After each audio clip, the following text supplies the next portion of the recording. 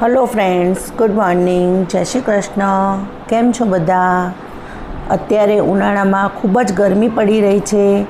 41 ડિગ્રીથી પણ ઉપર નીકળી રહી છે. અત્યારે 42, 43, 45 ડિગ્રી સુધી પહોંચી ગયું છે તાપમાન. તો આવી કાળઝાળ ગરમીમાં હું આજે લઈને આવી છું ડુંગળી અને કાચી કેરીનું કચુંબર. તો ચાલો આપણે આજે કચુંબર બનાવવા માટે મેં 2 કેરી લઈ લીધી છે અને 2 ડુંગળી લઈ લીધી છે.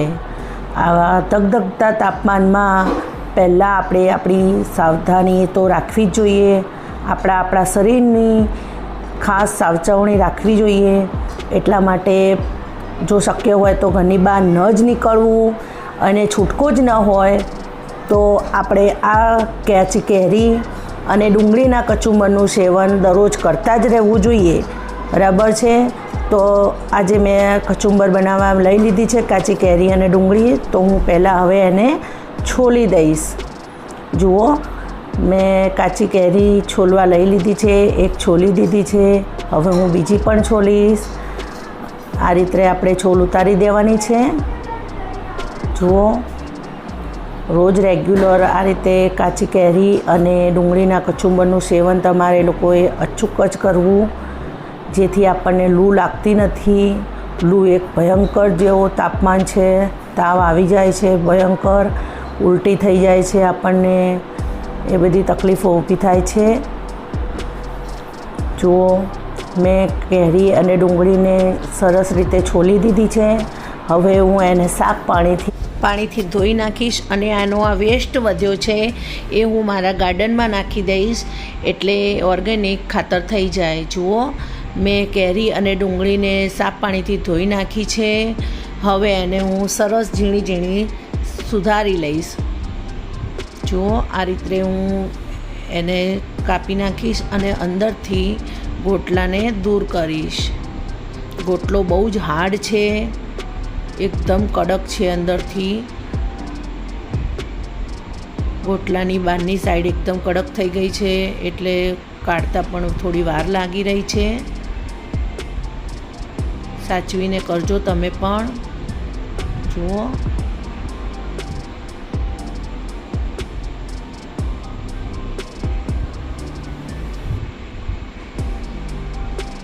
ગોટલો કેટલો સખત હાર્ડ છે. જુઓ,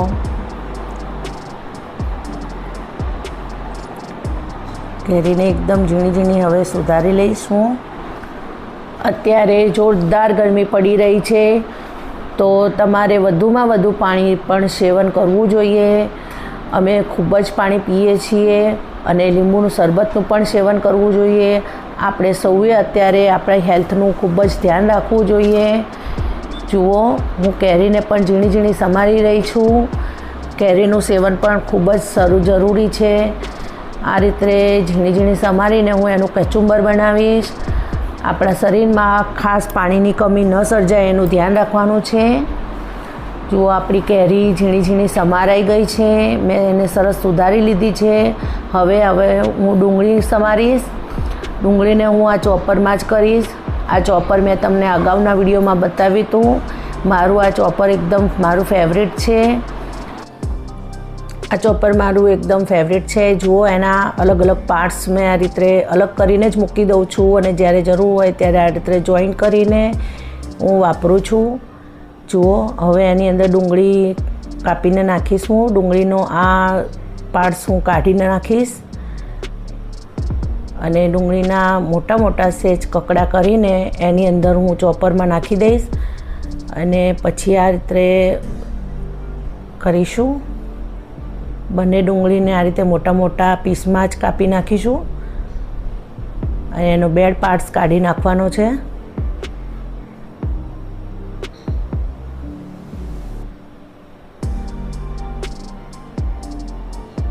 આ રીતે મોટા પીસ કરીને અંદર નાખીશું, અને પછી આપણે ચોપરની અંદર એકદમ બારીક ડુંગળી થઈ જશે. ચોપર મારું ખૂબ જ ફેવરેટ છે. આવા ચોપર ઓનલાઈન પણ મળે છે. તમે આનો સ્ક્રીનશોટ લઈને ઓનલાઈન મંગાવી શકશો. એમેઝોન ઉપર પણ મળે છે, ફ્લિપકાર્ટ ઉપર પણ મળે જ છે. મને તો મારું આ ચોપર મારી સાસુએ આપ્યું હતું. જુઓ આ રીતે એકદમ ક્લોકવાઇઝ ફેરવવાનું છે અને જ્યારે અટકી જાય ત્યારે એન્ટી ક્લોકવાઇઝ ફેરવવાનું છે. ઊંધું સીધું આ રીતે ફેરવે જવાનું. એટલે જો કોઈ ડુંગળી ત્યાં અંદર ફસાઈ ગઈ હોય તો એ પણ સીધી ફરવા લાગે અને એકદમ ઝીણી થઈ જાય. આ રીતે મસ્ત રીતે મજા આવી જાય છે અને આંખો બિલકુલ બળતી નથી અને ડુંગળી એકદમ ઝીણી ઝીણી સરસ થઈ જાય છે.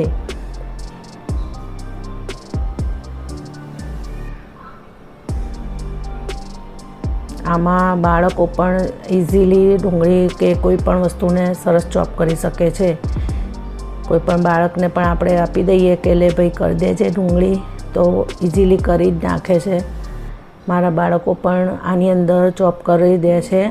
એ લોકોને બહુ મજા પડી જાય છે આની અંદર ડુંગળી કે કોઈ બીજી વેજીટેબલ હું ચોપ કરવા આપું તો એ ઇઝીલી કરી નાખે છે અને એ રીતે મને મદદ કરે જ છે. જુઓ આ એનું 3 બ્લેડવાળું કટર છે. હું એના બધા પાર્ટ્સ જુદા પાડીને જ રાખું છું. આ એનું હેન્ડલ છે અને આ રીતે જ્યારે યુઝ ન હોય ત્યારે હું એના બધા પાર્ટ્સ ધોઈને અલગ કરીને રાખું છું અને જરૂર હોય ત્યારે આ રીતે એનો ઉપયોગ કરું છું. મારા બાળકોને પણ બહુ મજા પડી જાય છે આની અંદર ચોપ કરવાની. એ લોકો તે મને મદદ કરે જ છે. જુઓ હવે આપણી ડુંગળી ચોપ થઈ જવાય છે એકદમ સરસ રીતે થઈ ગઈ છે. જુઓ સરસ ચોપ થઈ ગઈ છે. જુઓ હવે આપણે એને સરસ રીતે મિક્સ કરી દઈશું. જુઓ હવે આપણે એને સારી રીતે મિક્સ કરીને એની અંદર દરેક મસાલા એડ કરી દઈશું. મસાલા એડ કરવા માટે આપણે એની અંદર સૌપ્રથમ મીઠું એડ કરીશું. ત્યારબાદ થોડું મરચું એડ કરીશું. જુઓ